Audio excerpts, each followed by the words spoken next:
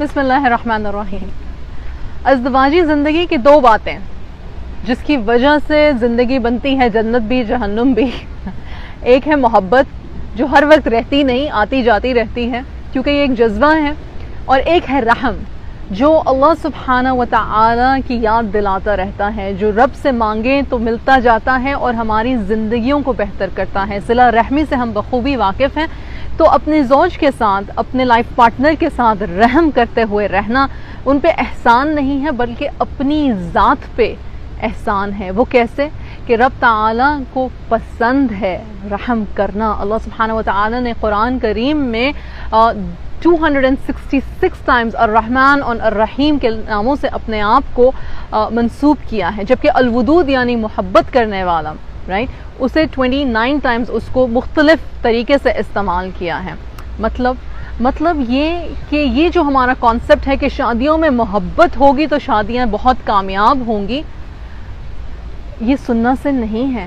شادیوں میں رحم ہوگا، خدا خوفی ہوگی، اپنی ذات کو اپنی رب کے آگے رکھ کے بہتر بنانے کی کوشش ہوگی، اور اپنی رب کو راضی کرنے کی خاطر سب کو راضی کرنا ممکن تو نہیں پر کوشش جاری رہے گی، تو ہاں ہماری شادیوں میں برکتیں ضرور آئیں گی۔ گاٹمن انسٹیٹیوٹ شادی کے انسٹیٹیوشن پہ بات کرتے ہوئے 4 چیزیں بتاتے ہیں، لیکن وہ ایسی ہیں جو ہمارے رسول صلی اللہ علیہ وسلم نے اور جو قرآن نے بیسکلی ہمیں بتا دی ہیں آج سے 1400 سال پہلے۔ وہ باتیں کیا ہیں؟ سب سے پہلے ایک دوسرے سے بدگمان مت ہو۔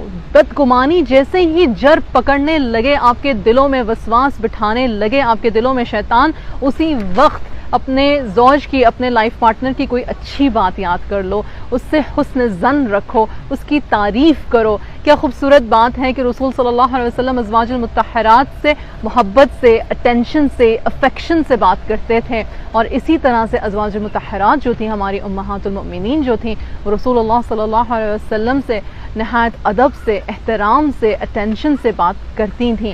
تو بات کیا ہوئی؟ بات یہ ہوئی کہ رحم محبت پہ فوقیت حاصل کرتا ہے۔ دوسری چیز، ایک دوسرے کو تانے بازی مت کی جائے، یہ گاٹمن انسٹیٹیوٹ کہتا ہے، یعنی کہ طنز کرنا، کسی کی کمی کو، خامی کو بار بار اس کو دہرانا، اس کو یاد دلانا، اس کو قصوروار ٹھہراتے رہنا، اس سے انسان جو ہے وہ دل شکستہ ہو جاتا ہے، بدگمان ہو جاتا ہے۔ یہ بدگمانی کو فوقیت دینے والی کوئی بات ہو گئی، بلکہ اس طرح سے بات کی جائے کہ میں یہ سمجھتی تھی، یا میرے ذہن میں اس طرح کی بات تھی، یا میں نے اس طرح کا اندازہ لگایا۔ جب آپ میں کر کے بات شروع کرتے ہیں بجائے تمہاری غلطی سے بات شروع کرنے کے، تو انسان کو یوں محسوس نہیں ہوتا سننے والے کو کہ جیسے اس پہ کوئی پرسنل اٹیک ہو رہا ہے۔ تیسری چیز ہے ڈیفینسونیس، یعنی کہ کوئی غلطی ہوئی ہے یا نہیں ہوئی ہے، یا بچوں کی تربیت میں کوئی کمی بیشی ہو گئی ہے، یا کوئی ایسا مسئلہ ہوا جس میں کہ ہم یہ کہیں تمہیں یہ پتہ ہونا چاہیے تھا، تمہیں کیوں نہیں پتہ تھا۔ ایسے میں کہنا کہ میری غلطی نہیں، میرا قصور نہیں، پرابلم کو سالو نہیں کرے گا۔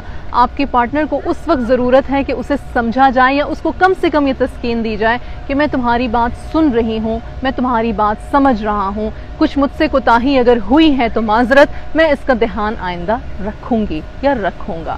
اور چوتھی چیز جو کہ حضور صلی اللہ علیہ وسلم نے کئی بار ہم سے کہی، غصہ مت کرو۔ غصے میں، جلد بازی میں کوئی فیصلہ مت لو۔ غصہ آیا ہے تو وضو کرو، غصہ آیا ہے تو نماز پڑھو، غصہ آیا ہے تو خاموشی اختیار کرو، ایک دوسرے کو موقع دو ٹھنڈا ہو کے بات سوچنے کا، اور پھر دوبارہ بات کرو۔